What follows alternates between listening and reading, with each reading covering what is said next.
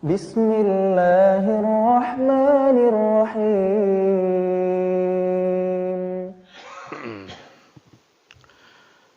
Innal hamdalillah nahmaduhu wa nasta'inuhu wa nastaghfiruh wa na'udzu billahi min shururi anfusina wa min sayyiati a'malina. May yahdihillahu fala mudhillalah wa may yudlil fala hadiyalah. Ashhadu an la ilaha illallah wahdahu la syarika lah wa ashhadu anna Muhammadan abduhu wa rasuluh alladzi ballagha ar-risalah wa adda al-amanah wa nasahatil ummah wa jihadi fillahi haqqa jihadih. Fa nusalli wa nusallim ala nabiyyina Muhammadin wa ala alihi wa ashabihi wa man tabi'ahum bi ihsanin ila yaumiddin. Usikum wa iyaya bitaqwallahi wa ta'atihi la'allakum turhamun. Haitsu qala Allah Ta'ala fi kitabihil karim.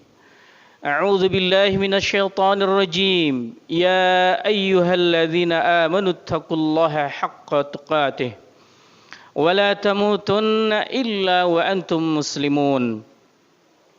Amma ba'd, fa inna asdaqal hadithi kitabullah wa khairul hadi hadi Muhammadin sallallahu alaihi wa alihi wasallam wa syarrul umuri muhdatsatuha wa kullu muhdatsatin bid'ah wa kullu bid'atin dhalalah wa kullu dhalalatin finnar. Rabbi shrah li sadri wa yassir li amri wahlul 'uqdatam min lisani yafqahu qawli. Subhanaka la ilma lana illa ma 'allamtana innaka antal alimul hakim. Ma'asyiral muslimin, jamaah salat Jumat rahimakumullah. Marilah kita awali dengan memuji Allah Subhanahu wa taala atas limpah nikmatnya kepada kita sekalian. Hingga pada hari ini Allah Subhanahu wa taala masih memberikan kepada kita sebuah kenikmatan yang sangat besar, sebuah nikmat yang sangat besar, yang sangat agung yang kita rasakan, yang menjadi bekal kita untuk mengarungi kehidupan dunia. Sebagai bekal kita hidup di dunia dalam rangka mencari ridha Allah Subhanahu wa taala, yaitu nikmat iman dan Islam. Nikmat yang paling agung dari sekian nikmat yang Allah berikan kepada kita. Karena dengan kedua nikmat tersebut, sekalipun fisik kita lemah, sekalipun jasad kita tidak mampu untuk melangkahkan kaki menuju rumah Allah ini, tetapi dengan dorongan iman dan Islam yang ada di dalam dadanya, maka rasa sakit itu pun tidak menjadikan halangan untuk tetap menyambut seruan Allah pada hari Jumat ini untuk melaksanakan ibadah salat Jumat. Di sisi lain, berapa banyak di antara kita yang jasadnya sehat walafiat, memiliki kekuatan fisik yang sangat luar biasa, olahraga yang rutin, bahkan badannya yang penuh kekar, badannya yang penuh dengan kekuatan yang prima. Tetapi ketika azan berkumandang, mobil khusus pada hari Jumat ini, berapa banyak di antara kita yang tidak mampu melangkahkan kakinya menyambut seruan Allah Subhanahu wa taala. Maka dari sekian hamba-hamba Allah yang ada di muka bumi ini, maka kita adalah hamba-hamba pilihan. Ketika kita masih dimampukan oleh Allah untuk menyambut seruan Allah Subhanahu wa taala, khususnya pada hari ini melaksanakan ibadah salat Jumat secara berjamaah. Ma'asyiral muslimin rahimakumullah. Salawat dan salam tak lupa kita senantiasa sampaikan kepada Nabi kita Muhammad Rasulullah sallallahu alaihi wasallam, dan juga kepada keluarganya, para sahabatnya, para tabi'in, para tabi'ut tabi'in, dan juga kepada umatnya yang istiqomah mengikuti ajarannya. Ibadallah, ma'asyiral muslimin, jamaah salat Jumat rahimakumullah. Di dalam kehidupan kita sehari-hari, terkadang kita melihat ada satu fenomena yang membuat janggal dalam pelupuk mata kita. Ada di antaranya orang itu senang memamerkan sesuatu yang dimilikinya ketika dia memiliki sesuatu yang dianggapnya itu bermanfaat atau yang istimewa bagi dirinya. suka memamerkan kendaraan barunya, suka memamerkan baju barunya, suka memamerkan semua kenikmatan yang diraihnya. Bahkan ada di antara kita yang setiap apa yang telah diperolehnya dari Allah Subhanahu wa taala dia sampaikan kepada orang lain, dia ceritakan kepada orang lain. Karena dia merasa bangga dengan nikmat itu. Pertanyaannya para jemaah rahimakumullah, apakah perilaku demikian dibenarkan oleh Allah Subhanahu wa taala? Apakah perilaku demikian dibenarkan di dalam syariatnya? Maka dalam kesempatan yang singkat ini, dalam khutbah Jumat yang insyaallah penuh manfaat ini, marilah kita merenung sejenak beberapa ayat-ayat Allah dan hadis Nabi kita Muhammad sallallahu alaihi wasallam untuk menjawab persoalan ini. Ibadallah ayul hadun rahimakumullah. Di salah satu firman Allah Subhanahu wa taala yaitu dalam surah Al-A'raf ayat ke-31, Allah Subhanahu wa taala berfirman, "Ya bani Adam khudhu zinatakum 'inda kulli masjidin wa kulu washrabu wa la tusrifu innahu la yuhibbul musrifin."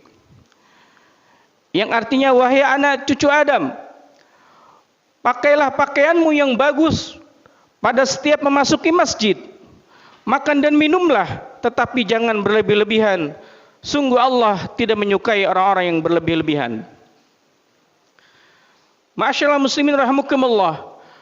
Kemudian dalam hadis yang sahih yang diriwayatkan oleh Imam Muslim, nomor hadis yang ke-131 dari sahabat Abdullah bin Mas'ud radhiyallahu anhu, bahwasanya Rasulullah bersabda, qala la yadkhulul jannah man kana fi qalbihi mithqala dzarrah min kibar. Qala rajulun innar rajula yuhibbu an yakuna thawbahu hasanan wa na'lahu hasanan. Qala innallaha jamilun yuhibbul jamal. Innallaha jamilun yuhibbul jamal. Al-kibaru batrul haqqi wa ghamtun nas. Yang artinya, tidak akan masuk surga orang yang dalam hatinya ada kesombongan seberat biji debu. Ada seorang yang bertanya, "Ya Rasulullah, sesungguhnya setiap orang suka memakai baju yang indah dan alas kaki yang bagus. Apakah ini termasuk sombong?" Rasulullah SAW bersabda, "Sesungguhnya Allah itu maha indah dan mencintai keindahan. Kesombongan itu adalah menolak kebenaran dan merendahkan orang lain."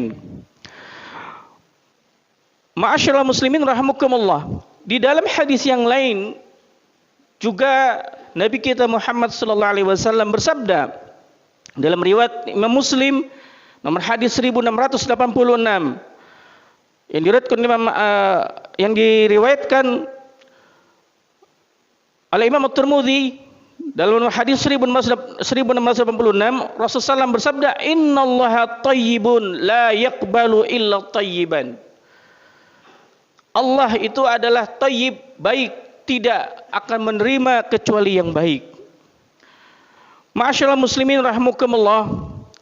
Mari kita melihat bagaimana penjelasan para ulama di dalam mendudukan makna ayat dan hadis ini, sehingga nantinya kita bisa memahami apakah ketika kita mendapatkan kenikmatan, kemudian kita gunakan apa yang Allah berikan kepada kita berupa kenikmatan duniawiyah ini, baik yang bersifat benda yang kita langsung kita miliki ataupun hal-hal yang lainnya, kemudian kita sampaikan kepada orang lain, kemudian kita gunakan itu dalam rangka beribadah kepada Allah Subhanahu wa taala. Apakah ini termasuk hal yang dilarang oleh Allah atau yang dibolehkan? Ma'asyiral muslimin rahimakumullah. Maka para ulama menjelaskan bahwa makna Allah Subhanahu wa taala adalah maha indah dan mencintai keindahan. Maknanya mengandung dua, bahwa Allah Subhanahu wa taala adalah zat yang maha indah dari segalanya. Al-Imam Ibnu Qayyim menjelaskan makna jamalun yang dimaksudkan dalam hadis ini adalah jamalun fi dzatihi, jamalun fi sifatihi, jamalun fi af'alihi, jamalun fi asma'ihi. Yaitu keindahan yang meliputi zatnya Allah Subhanahu wa taala. Yang kedua meliputi zatnya, meliputi yaitu sifat-sifatnya. Yang ketiga keindahan yang meliputi segala perbuatannya. Dan yang keempat adalah keindahan dalam nama-nama Allah Subhanahu wa taala yang dikenal dengan Al-Asmaul Husna. Ma'asyiral muslimin jamaah salat Jumat rahimakumullah. Maka berdasarkan keterangan para ulama ini bahwa Allah Subhanahu wa taala memiliki keindahan dalam 4 aspek ini. Maka artinya tidak ada kekurangan bagi Allah Subhanahu wa taala. Tidak ada sifat yang tercela baginya. Semuanya adalah maha indah, maha baik. Maka segala sesuatu yang kita tujukan kepada Allah adalah harus yang terbaik. Dan kita harus mengetahui bahwa Allah Subhanahu wa taala ketika menyiksa hambanya, ketika memberikan siksaan di nerakanya Subhanahu wa taala, bukan berarti Allah adalah maha zalim, tapi justru dalam kesempurnaan sifatnya, dalam kesempurnaan perbuatannya, bahwa Allah Subhanahu wa taala la yudlimu ibadahu. Allah tidak akan menzalimi hambanya. Ketika seorang hamba disiksa karena perbuatan dosanya, dan ketika seorang hamba diberikan rahmatnya karena ketaatannya kepada Allah, maka itu bukti keadilan Allah Subhanahu wa taala. Maka kita memahami ada sifat Allah Azizun Dzuntiqam. Allah Maha membalas, Allah Maha perkasa. Bukan berarti Allah Subhanahu wa taala adalah Rabb atau zat yang bengis ataupun zat yang memiliki sifat tercela dalam persoalan ini. Tetapi sungguh Allah taala menunjukkan sifat keadilannya. Allah akan menyiksa, akan memberi balasan kepada siapapun yang berbuat kejahatan dengan siksaannya. Dan Allah akan membalas dengan perbuatan rahmatnya kepada siapapun yang taat kepadanya. Ma'asyiral muslimin rahimakumullah. Makna yang pertama adalah ma'rifah, mengenal Allah Subhanahu wa taala dari sisi 4 zat, dari sisi kaidah tadi, yaitu dari keindahan tentang zatnya, keindahan tentang sifatnya, keindahan tentang perbuatannya, dan keindahan dari nama-namanya. Kemudian yang kedua, mengandung makna bahwa Allah Subhanahu wa taala di dalam keterangan ayat-ayat dan hadis tadi, bahwa Allah Subhanahu wa taala mencintai orang-orang yang berbuat baik, mencintai orang-orang yang berbuat kebaikan dalam segala hal. Baik itu perbuatan yang kecil ataupun yang besar yang kita lakukan, kalau itu adalah perbuatan baik yang berlandaskan syariat Allah Subhanahu wa taala, maka itulah dicintai Allah Subhanahu wa taala.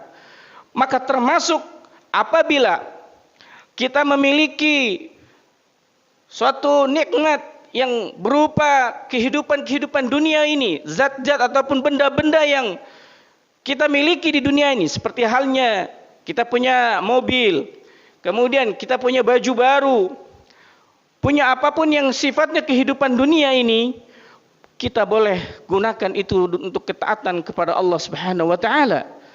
Kita gunakan, kita sampaikan atau kita beritahukan kepada orang lain bahwa nikmat ini adalah pemberian Allah Subhanahu wa taala dengan mengucapkan alhamdulillahilladzi faddalani ala hadza. Segala puji bagi Allah yang telah memuliakanku dengan nikmat-nikmat ini. Masya Allah, tabarakallah, atas kehendak Allah Subhanahu wa taala ini semua berlaku. Maka para jemaah rahimakumullah, ketika kita menampakkan perolehan nikmat yang kita terima dari Allah Subhanahu wa taala dalam bentuk apapun, bukan bermakna sombong ataupun bermakna takabur dalam masalah ini. Sebagaimana dalam ayat yang lain di dalam surah Ad-Duha, Allah taala berfirman, "Fa bi ni'mati rabbika fahaddits." Maka dengan nikmatmu, nikmat yang telah kuberikan, maka sampaikanlah, ceritakanlah kepada orang lain. Artinya, nikmat-nikmat yang telah kita terima berupa kehidupan duniawiyah ini, baik yang bergerak atau yang tidak bergerak, yang semua itu pemberian Allah, maka kita boleh kita sampaikan kepada orang lain dengan tujuan bukan untuk kesombongan, tetapi sebagai tahaddus bi ni'mah. Itu menceritakan kenikmatan ini kepada orang lain, bahwa ini adalah atas karunia Allah Subhanahu wa taala saya memiliki ini. Bukan karena kesombongan kemudian merendahkan orang lain. Maka dalam hadis tadi, dalam kalimat terakhir Rasulullah SAW bersabda, yang disebut takabur, yang disebut sombong itu adalah batrul haq wa ghamtun nas, menolak kebenaran dan meremehkan manusia. Menolak kebenaran ketika sudah jelas dalil qat'i syar'inya bahwa ini adalah hak dari Allah Subhanahu wa taala. Kemudian dia ngeyel, kemudian dia berpendapat sesuai dengan hawa nafsunya, berpendapat dengan apa yang dia milikinya tanpa landasan ilmu yang benar. Maka ini disebut namanya batrul haq, yaitu menolak kebenaran. Atau yang kedua, dia disampaikan dalil, dia tidak menolak, tidak membantah, wa ghamtun nas, tetapi perilakunya menunjukkan dia meremehkan orang lain. Kalau bukan kelompoknya, kalau bukan ustadznya, dia tidak mau mengambil ilmu darinya. Dia meremehkan ustadz-ustadz yang lainnya. Dia meremehkan orang yang di bawahnya. Dia merendahkan orang yang dianggapnya dari sisi ilmunya, dari sisi usianya, dari sisi kedudukannya lebih rendah darinya. Sehingga apa yang disampaikan oleh orang tersebut dia tolak mentah-mentah. Dia tidak menerimanya, bahkan meremehkannya dengan kalimat-kalimat yang merendahkan. Inilah yang dimaksud dengan al-kibr. Ma'asyiral muslimin rahimakumullah. Oleh karena itu, segala sesuatu dalam kehidupan dunia ini kita harus lihat dengan kacamata syariat Allah Subhanahu wa taala. Jangan agama ini dibawa dengan perasaan. Jangan kita melaksanakan agama ini melalui perasaan enak kita, hawa nafsu kita. Tapi laksanakanlah agama ini sesuai dengan kaidah yang telah Allah tetapkan di dalam Quran dan Sunnah ini difahami oleh para salaful ummah yang bermanhajkan akidah Ahlussunnah wal Jamaah. Jangan pernah kita melaksanakan agama dengan interpretasi, analisa kita, perasaan kita, karena itu akan mengakibatkan justru jauh dari kebenaran Allah Subhanahu wa taala. Aqulu qouli hadza wa astaghfirullah li wa lakum wa lisairil muslimin wal muslimat fastaghfiruhu innahu huwal ghafurur rahim.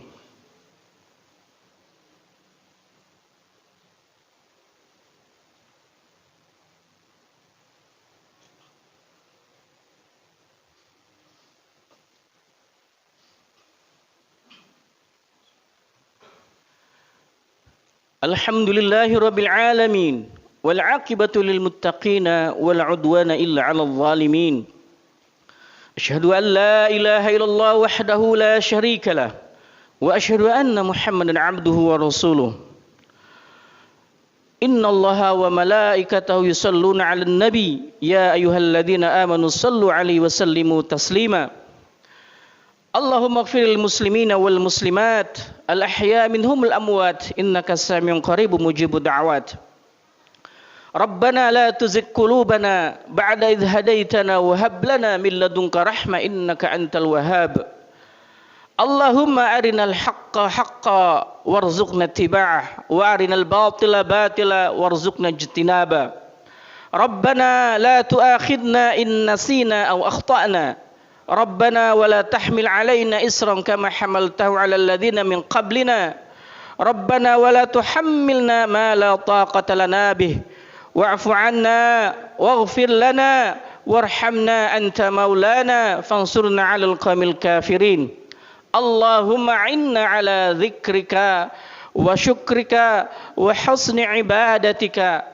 Allahumma inna na'udzubika min ilmin la yanfa' wa min qalbin la yakhsha wa min nafsin la tashba' wa min du'ain la yusma'.